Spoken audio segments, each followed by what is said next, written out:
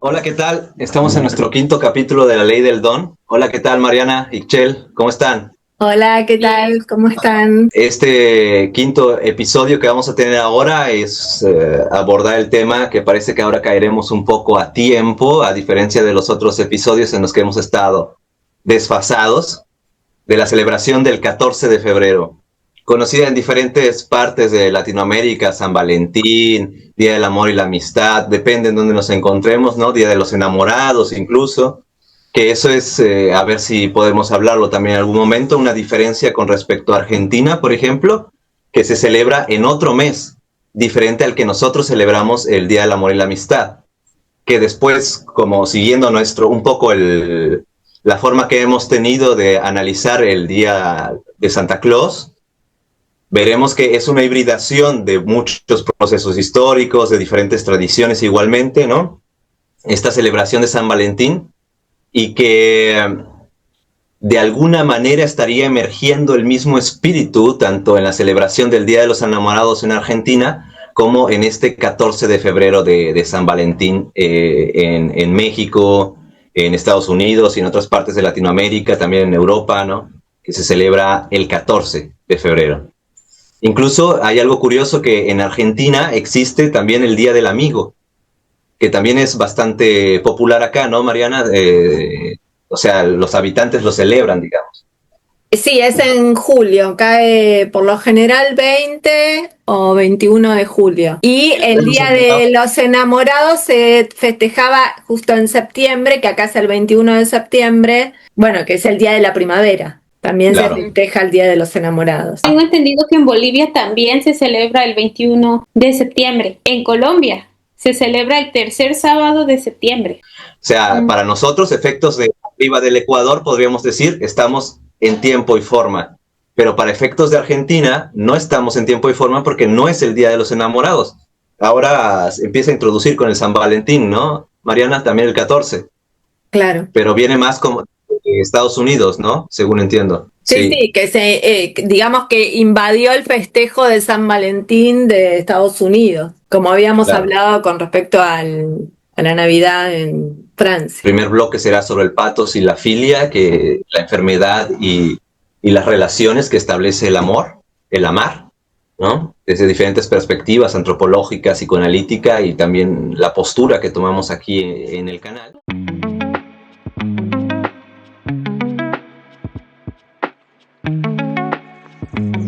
Vamos a hacernos unas preguntas históricas del proceso. Pensemos, por ejemplo, o hagámonos la pregunta de qué significa el amor, por qué habría que festejarlo, si siempre ha significado lo mismo o solo hay un único tipo de amor. Por ejemplo, vayámonos a los griegos, así seamos muy clásicos. Ellos tenían 5 maneras de amar. Está el philos, el eros, el pathos, Paidós y el ágape. Y todas estas formas, o sea, tienen también, digamos, no nada más maneras de amar distintas, sino objetivos del amor distintos. Entonces, el amor no es nada más a quien se ama, sino quién es ese otro en relación a mí y a la comunidad. Por ejemplo, sabemos que hay amores que están prohibidos socialmente, por eso se puede hablar, y hablamos mucho en antropología del incesto. Podemos amar a nuestra familia, a nuestros hermanos, a nuestros padres, a nuestras madres, a nuestros primos, pero, digamos, está prohibido en ciertas culturas también, esto varía, ¿verdad? De la sexualidad, de amar eróticamente al otro, sí resultan ser parte de nuestra familia. Entonces, ahí hay una prohibición del amor. Sí es aceptado una, pero prohibida otra. Y aquí hay otro tema que tiene que ver con el matrimonio, que no necesariamente estaban emparentadas con el amor, ¿verdad? O sea, uno se podía casar, pero no necesariamente porque amara a su pareja, sino porque era una obligación social. Bueno, esto de amar y casarte ya es algo muy moderno, muy actual. En anterioridad, digamos, el objetivo del matrimonio era procrear un hijo. Las mujeres jóvenes, estamos hablando, también me estoy metiendo con temas aquí complicados, y que hay que hacer la traducción bien, porque sí le podemos llamar mujeres jóvenes, aunque actualmente podríamos decirles niñas, ¿verdad? Porque eran mujeres de 13 años de edad, ya entraban en este ámbito del casamiento, ya estaban pensadas para casarse. Pensemos también en las fiestas de 15 años, también una especie de ritual para introducir a la mujer niña al matrimonio y poder casarse, y se casaban normalmente con hombres que les doblaban la edad y que además ya se habían casado antes. Y algo muy interesante es que se tenía hijos con estas niñas mujeres y muy probablemente esta chica joven iba a enviudar. Digamos que una de las razones de este matrimonio tan desigual en edades tenía que ver con que iba a enviudar, y entonces eso le permitía volver a contraer matrimonio y poder volver a procrear hijos.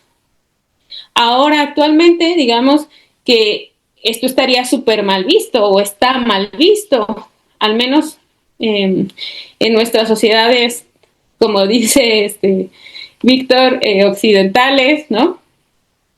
Modernas, de los Estados-nación, pues está mal visto que un adulto tenga relaciones sexuales, contraiga matrimonio, o sea, ni siquiera está permitido institucionalmente, ¿no?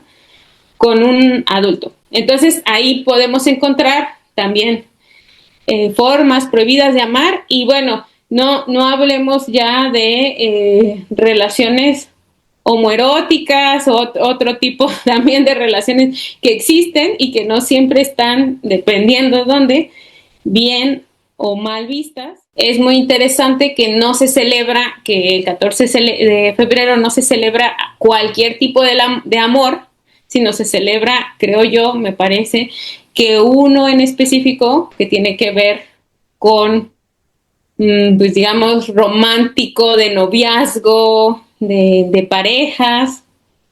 Y también me gustaría hacer el recuento histórico y decir que no siempre el amor había sido, o esta fase, esta emoción, este sentimiento, esta sensación de enamoramiento, no siempre ha sido bien vista, ¿no? Era algo que actualmente lo vemos como algo lindo, como algo agradable, como algo que enternece, pero pues en la antigüedad también hay registros de eso, que estar enamorado era algo gravísimo, algo que te podía traer consecuencias fatales, que te ponía en peligro, que era un castigo de los dioses. Entonces, bueno, no sé, y también se los pregunto a ustedes que nos están viendo, ¿qué tanto habrá cambiado esta pues sensación de que el amor es tan bello como nos lo pintan? Y bueno, hasta aquí. Bueno, lo que acaba de comentar, quisiera agregar también que para nuestra contemporaneidad, me voy a basar en algunas partes en el libro de Erich Fromm, El arte de amar, en donde él pregunta inicialmente, ¿no? ¿Es el amor un arte o es algo con lo que uno tropieza en algún momento? ¿Es un súbito arranque o es un estar continuado, ¿no? El amar, el amor. Dice que difícilmente se piensa que el amor sea un arte, porque ello implicaría esfuerzo y aprender sobre ello. Cosa que uno no piensa en nuestra contemporaneidad de forma general, en el Estados-nación capitalista, ¿no? No se piensa que se tenga que aprender algo sobre el amor, sino que es algo que uno tiene que llegar a descubrir. Y dice, aparecen 3 obstáculos, ¿no? 3 cosas. O sea, el primer obstáculo es que como uno piensa que algún día llega, ese es un primer obstáculo, que se piensa en cómo ser amado. De allí que yo me disfrace con el maquillaje y las ropas en turno de la moda, ¿no? Y me vuelva rentable en el mercado del amor. Cómo ser amado. Los signos para ser amado, no en cómo yo puedo llegar a amar.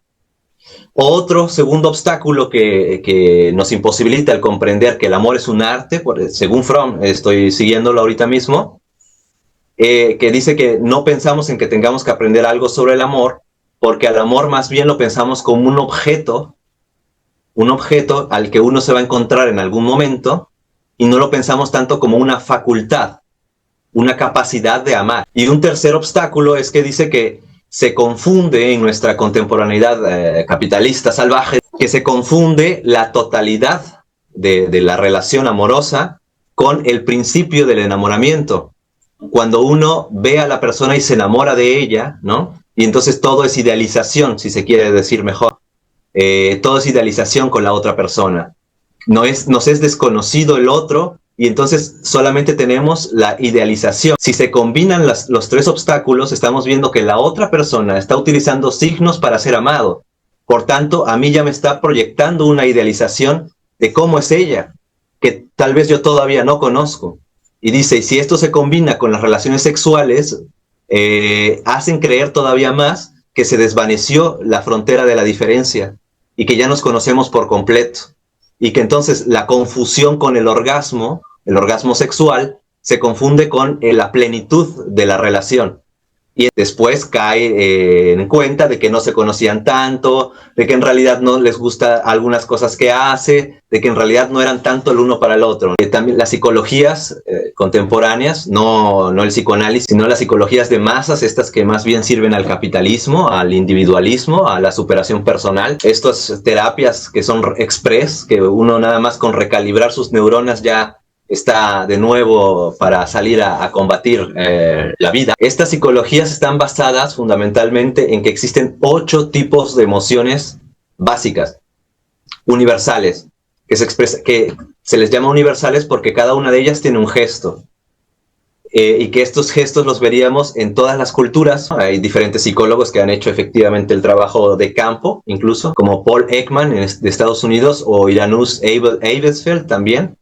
Ellos dos son los que más han hablado sobre esto. Esas emociones son el enojo, el deseo, o sea, la atracción sexual, ¿no?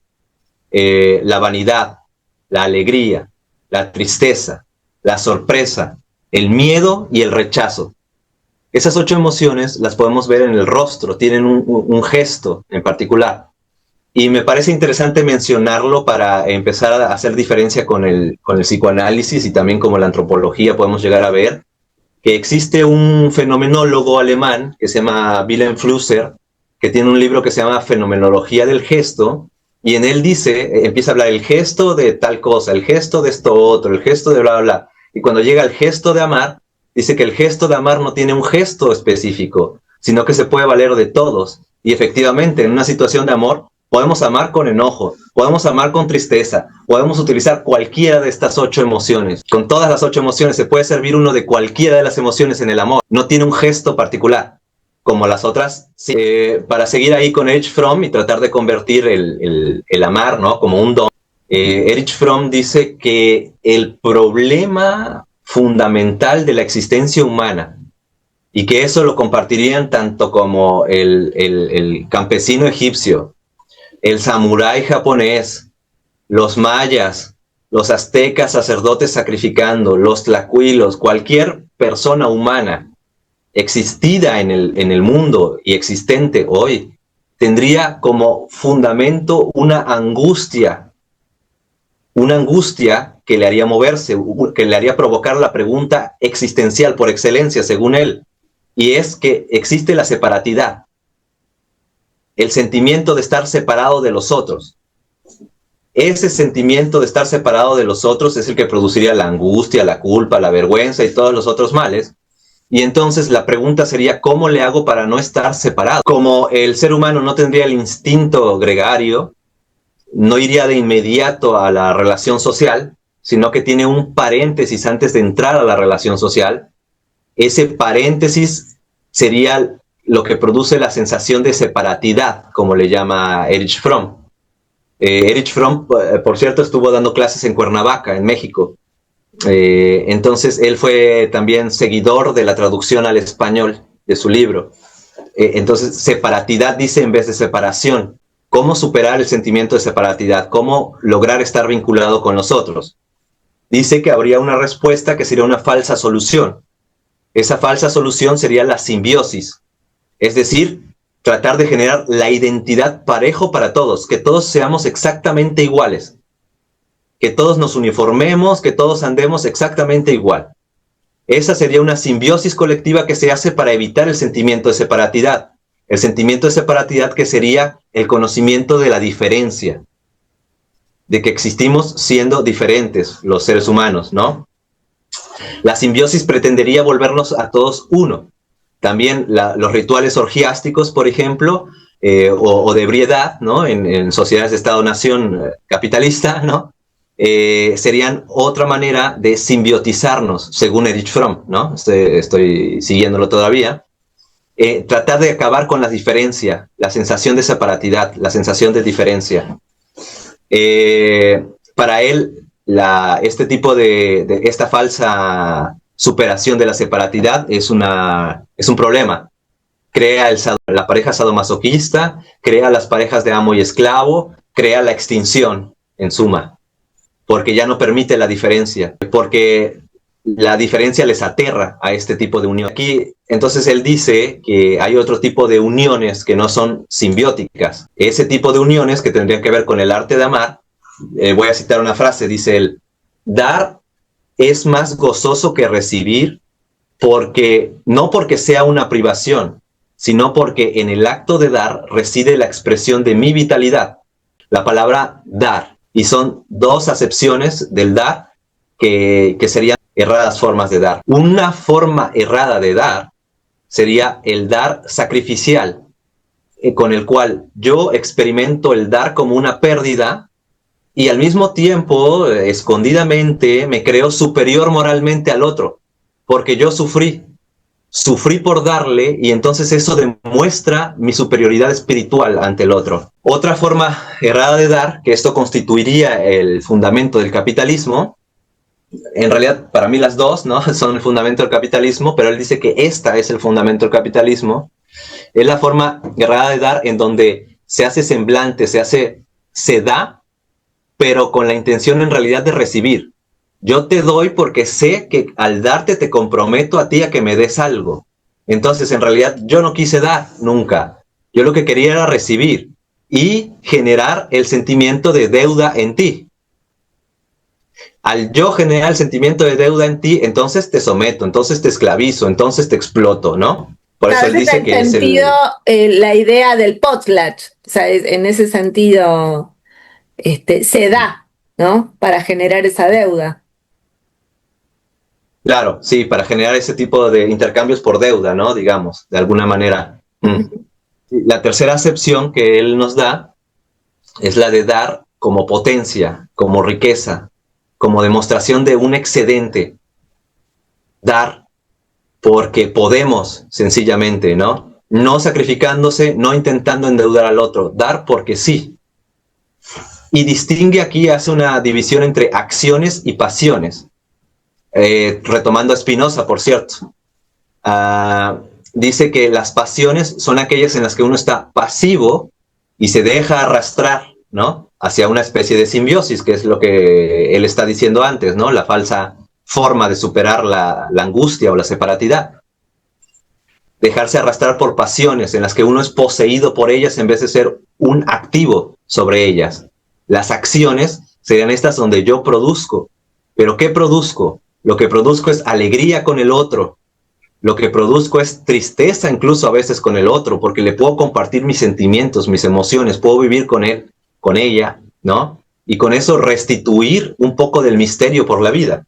Y no hacer que el otro sienta que se empobreció cuando dialoga. El amar es un dar, es un don de diferencias. Yo doy lo que no hay en mí, pues amar es necesariamente a otro, es con el otro. En este sentido que pueden haber intercambios amorosos. Sin el otro no las hay. No pasan a crearse ni los poemas, ni las canciones, ni los atardeceres. Sin el otro, yo pronunciar mi propio nombre no es un beso. Dar es amar, entonces, el amar como don implicaría el don dado. Por lo menos para efectos de este canal, el don dado es un don de amor, en tanto que aporte una diferencia y no una igualdad. Si ese don aporta una diferencia y no una igualdad, estaríamos hablando de que es un don de amor. No porque digamos que lo que damos no es igual, no damos un don de igualdad, no quiere decir necesariamente que esto sea una explotación o hacer la guerra, sino todo lo contrario, es tratar de aprender a vivir con las diferencias sin necesidad de hacerse guerra, como parece que ha pasado a lo largo de la historia de la humanidad. Cada que aparece una diferencia, lo que se quiere es hacer guerra e imponer su susu al otro, mi creencia al otro. Y no acepto, no tolero, me es insoportable la diferencia.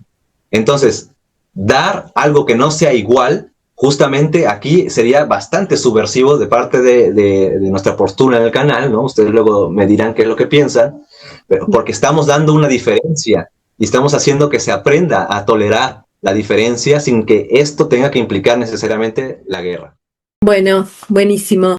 Bueno, yo con respecto a esta idea de esto que planteabas de la paratidad de Erich Fromm, desde el psicoanálisis, Lacan propone que el origen del sujeto se produce por dos operaciones, que es alienación y separación.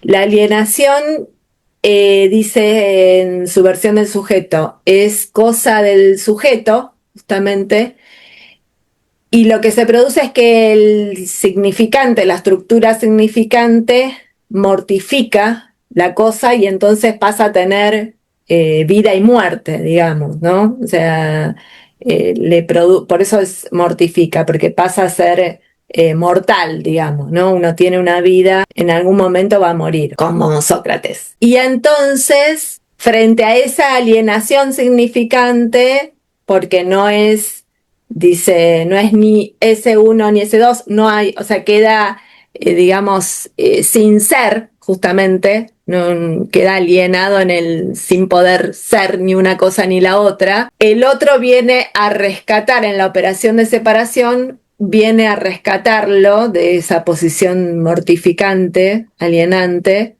porque es tomado como objeto del deseo del otro. Entonces pensaba en esta cuestión del amor, ¿no? O sea, cuando opera, digamos, que uno lo hace existente en el estar con otros, cuando uno lo desea, digamos, ¿no? Desea su diferencia, además, ¿no? Sueña con su nombre, con lo que va a desear, ¿no? Y ahí es cuando lo rescata de la alienación significante, ¿no? Que no va a haber nada que lo pueda nombrar, ¿no? No va a haber un nombre del sujeto que le haga su ser, ¿no? Pueda identificar su ser, pero sí va a haber eso que es para los otros, ¿no?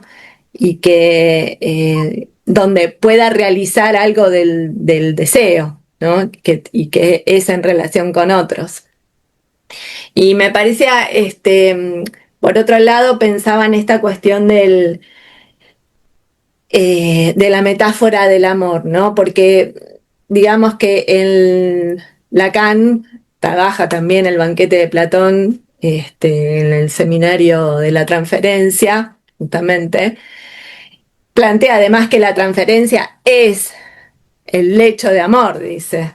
Además, ¿no? O sea, las personas vienen a análisis porque fueron mal amadas, porque fueron poco amadas, porque fueron amadas de una forma enferma, porque no pueden amar, ¿no? Es el gran tema con el que se llega, digamos. La metáfora del amor para Lacan se produce cuando hay un reemplazo, digamos, de los lugares, ¿no? De ser amante a ser amado. Por esto pensaba esto que decías del amar o del ser amable, digamos, ¿no? O sea, se produce la metáfora, ¿no? Es posible que exista, digamos, el amor cuando esos lugares se intercambian dialécticamente, ¿no? Cuando no es que uno da y el otro recibe, porque si no está esa dialéctica no se sostiene, no se produce la metáfora del amor, y es lo que rechaza Sócrates. De hecho, Sócrates rechaza la metáfora del amor porque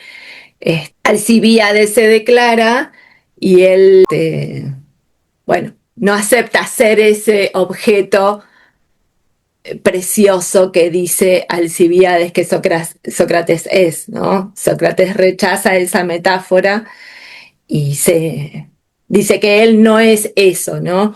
Ese objeto. Digamos, en definitiva, nadie es ese objeto precioso que todo lo colma, ¿no?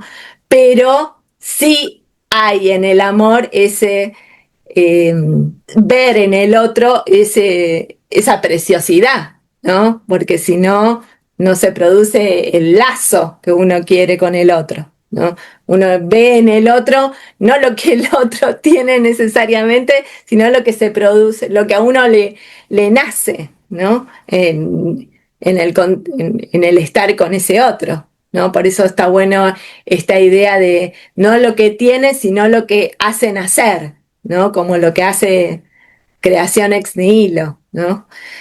Eh, y después, bueno, con respecto al análisis particularmente, también a cómo pensaba, cómo se ve, se puede pensar distinto en Freud y en Lacan. Para Freud era un fin del análisis amar y trabajar. Lo tenía como ideales, ¿no? El amar y trabajar. Para Lacan no necesariamente uno llega al fin de análisis que implique amar y trabajar, ¿no? A veces es solamente resolver un problema, que es un asunto o una cuestión. Pero sí, digamos, para ser analista uno tendría que atravesar el fantasma, digamos, y de alguna manera la posibilidad del amor, ¿no? Porque como uno como analista se ofrece en el lugar de ser ese otro con mayúscula que rescate para resolver el problema del deseo, porque el problema ya lo había planteado la vez pasada, ¿no? Lo que aparece es un problema que se detiene el movimiento deseante, digamos, ¿no?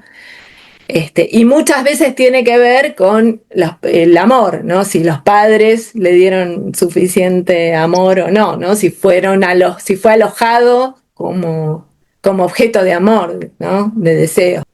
Freud trabaja el amor de transferencia. Para Freud es lo que, digamos, sostiene la transferencia, el amor, la corriente erótica, digamos.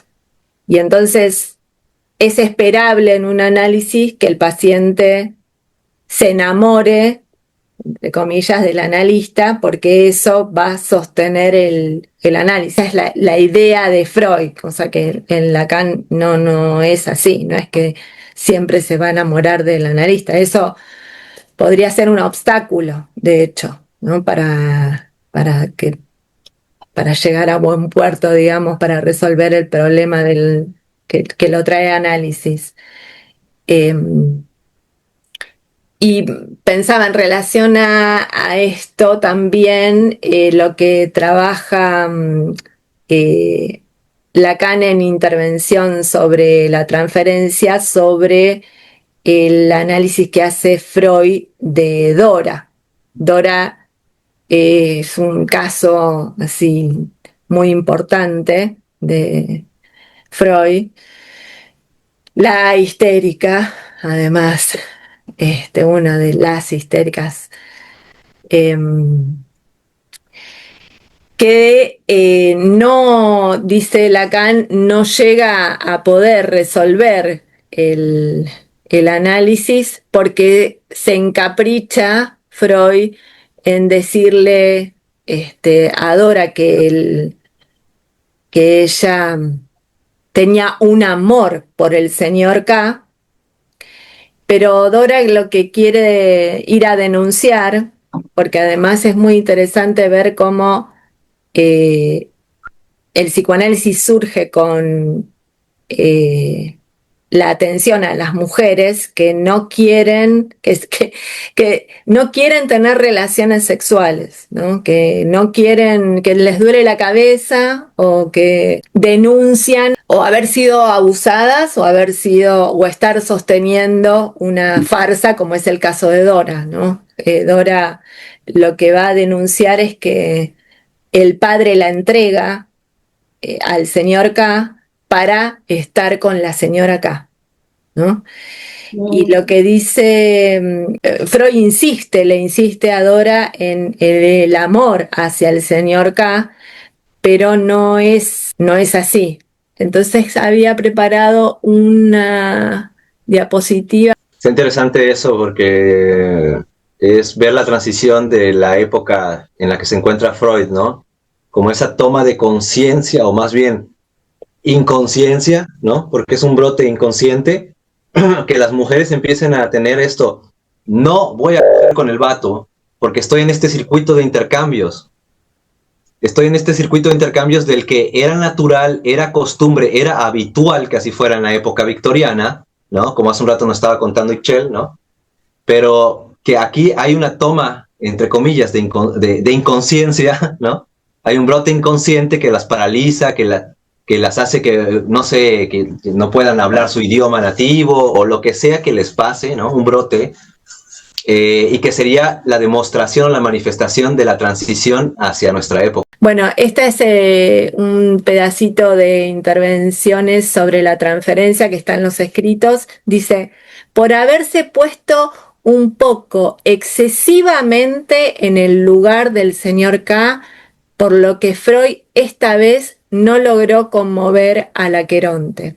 El Aqueronte es un río, el río de la tristeza y del dolor que está entre los vivos y los muertos, ¿no? Entonces, digamos que no logró resolver la cuestión, el problema de Dora, por quedar demasiado en el lugar del señor K, dice, ¿no? Freud, en razón de su contratransferencia, vuelve demasiado constantemente sobre el amor, lo puse entre comillas, que el señor K inspiraría a Dora, y es singular ver cómo interpreta siempre en el sentido de la confesión. Interpreta siempre en el sentido de la confesión, como que Dora confiese, no, dale, vamos, que a vos te gusta el señor Casi, no, si a mí me parece que a vos te gusta. Y Dora le decía que no. Miren, las respuestas, sin embargo, muy variadas que le opone Dora. La sesión en que cree haberla reducido a no contradecirlo ya, y al final de la cual cree poder expresarle su satisfacción, Dora la concluye en un tono bien diferente. No veo que haya salido a la luz nada de particular, dice. Y es al principio de la próxima sesión cuando se despedirá de él. Tremendo. ¿Qué sucedió? Pues en la escena de la declaración al borde del lago, que fue la catástrofe por donde Dora entró en la enfermedad, arrastrando a todo el mundo a reconocerla como enferma, lo cual responde irónicamente a su rechazo de proseguir su función de sostén, o sea, ella rechaza seguir sosteniendo esa farsa, digamos, ¿no? Para su común dolencia. No todos los beneficios de la neurosis son para el exclusivo provecho del neurótico. Basta, como en toda interpretación válida, con atenerse al texto para comprenderlo. El señor K solo tuvo tiempo de colocar algunas palabras. Es cierto que fueron decisivas. Él le dice a Dora, mi mujer no es nada para mí. Y ya su hazaña recibía su recompensa, una soberbia bofetada, eso es lo que le hace Dora, le da un cachetazo al señor K cuando él le dice, mi mujer no es nada para mí, porque Dora admiraba a la señora K. Dora se pasaba hablando con la señora K y la admiraba. Por eso, cuando el señor K dice que no significa nada para él, la señora K, ella le da un bofetazo. La misma cuyo contragolpe experimentará Dora mucho después del tratamiento en una neuralgia transitoria, viene a indicar al torpe. Si ella no es nada para usted, ¿qué es pues usted para mí? ¿No? O sea, si ella no es nada, si la señora K no es nada para el señor K, entonces él ya cae como importante, digamos, del lugar de ser, ¿no? Ya queda sin lugar, porque lo que le importaba a Dora era el ser mujer, el amor a la mujer. Entonces, por eso pensaba esto en relación a un concepto muy importante de Lacan, que es el heterón. Esto en relación a la pura diferencia, en nuestro concepto del don, intercambio de diferencias, ¿no? Esto está bueno. Les comparto a ver una cita de Leturdi que está buenísima. Dice Lacan, pero es también donde se capta lo que hay allí que aprender, a saber que así se la satisfaciera en la exigencia del amor el goce que se tiene de una mujer, la divide convirtiendo su soledad en su pareja, mientras que la unión queda en el umbral. Es interesante porque además vamos a ver esta cuestión de el ser uno con el otro, ¿no? Que después lo vamos a ver en el mito, y esta cuestión que, bueno, dice, esta unión queda en el umbral, dice Lacan. Lo que llaman el sexo y aún el segundo cuando es una necia, porque se refiere al segundo sexo de Simone de Beauvoir. Acá él le dice necia. ¿Por qué le dice necia? Mi interpretación es que le dice necia porque no es segundo, no hay segundo. No es que está primero el sexo masculino y segundo es el femenino, ¿no? El de la mujer. Para Lacan no es así.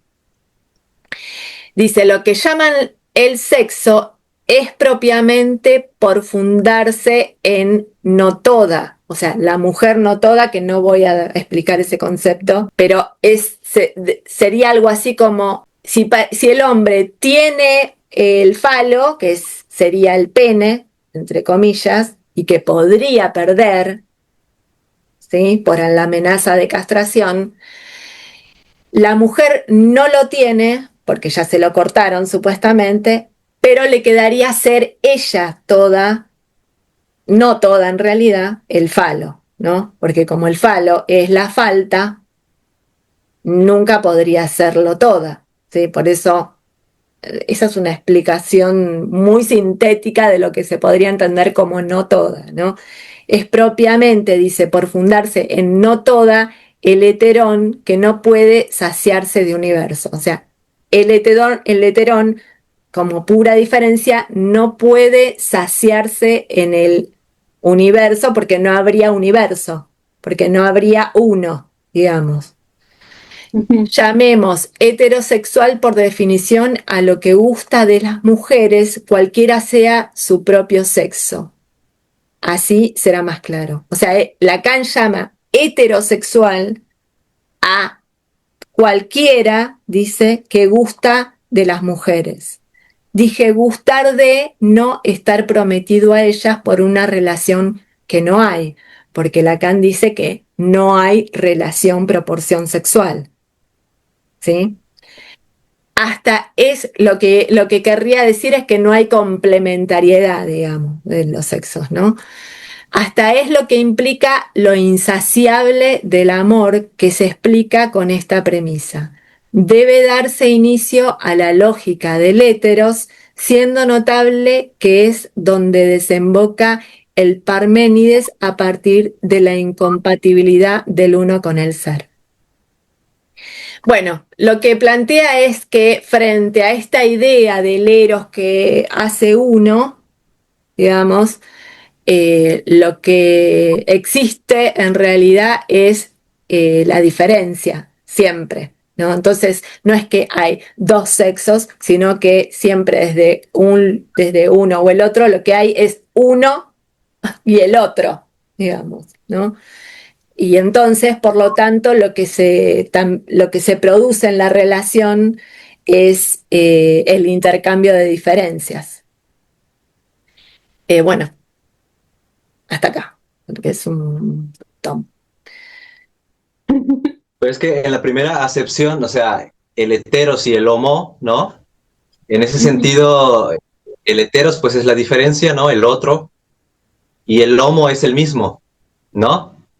Y bueno, Ah, no, está bueno esto que decís, porque me hiciste acordar a algo que dijiste esto del su como lo mismo, ¿no? El, la pretensión de lo mismo, que también lo podemos pensar en relación a Narciso, ¿no? Me hizo acordar al texto que hice, una presentación que escribí el texto este del imperativo de lo mismo. Sería imposible, digamos, eso sería la pretensión del discurso amo, el imperativo de lo mismo, y que no daría lugar justamente a la diferencia. Y otra cosa, perdonen, otra cosa que quiero agregar es que hay una psicoanalista argentina que a mí me gustó mucho. Para mí la mejor materia de la facultad fue estudios de género. Una psicoanalista que leímos es Emilce Diop-Leitchmar, que tiene un libro que se llama El feminismo espontáneo de la histeria, donde ella propone que se produciría este feminismo espontáneo porque rechaza la satisfacción sexual en defensa de su género, digamos, ¿no? Y bueno, y el caso que toma ella además es Dora, ¿no? Que va a denunciar como tantas histéricas. De hecho, uno de las frases que quedaron para la historia es mis histéricas me mienten o mis histéricas no me mienten, ¿no? Estaba esa idea porque no podía, Freud decía, ¿cómo puede ser que todas hayan sido abusadas? Bueno, muchas mujeres y hombres también, ¿no? Pero bueno, eso es también parte de lo que por suerte fue cambiando. ¿Cómo? Esto que estás contando se me hace muy interesante porque pensando en los matrimonios, o sea, como en la misma línea, pero enfocándonos en otro momento histórico donde el matrimonio era obligatorio y tenía como fin, ¿no? La procreación de un hijo, digamos, las mujeres no tenían ningún tipo de voluntad respecto, o estoy hablando de este tipo de mujeres donde no había una voluntad respecto al matrimonio, sino que el lazo matrimonial se acordaba por la madre, por el padre, ¿no? Entre hombres, etcétera. No era una decisión donde la mujer involucrada participara. Entonces, sin embargo, había una forma de divorcio, porque durante mucho tiempo el divorcio no era mal visto, pero sí, pero no cualquiera podía acceder al divorcio. El divorcio solamente era posible si la mujer, porque así se creía en ese momento, no producía hijos. Si no había un hijo porque ella era infértil, entonces simplemente se deshacía el matrimonio, pues porque el matrimonio es la procreación de hijos. Ese es su fin. Uh-huh. Historiadoras sobre todo, que dicen que la anorexia es una pues como diría tu maestra, una forma, una acción rebelde,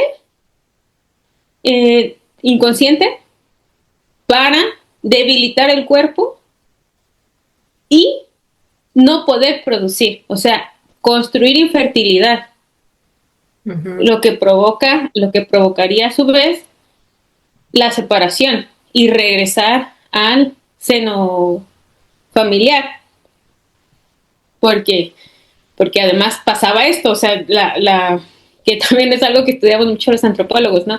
Donde permanece la mujer cuando alguien se casa, y en nuestras sociedades occidentales normalmente pasa a formar parte de del lazo pues del hombre, ¿no? O sea, una unión patrilineal. Entonces se queda allí. Y cuando hay un divorcio, pues la devuelven con su mamá, básicamente.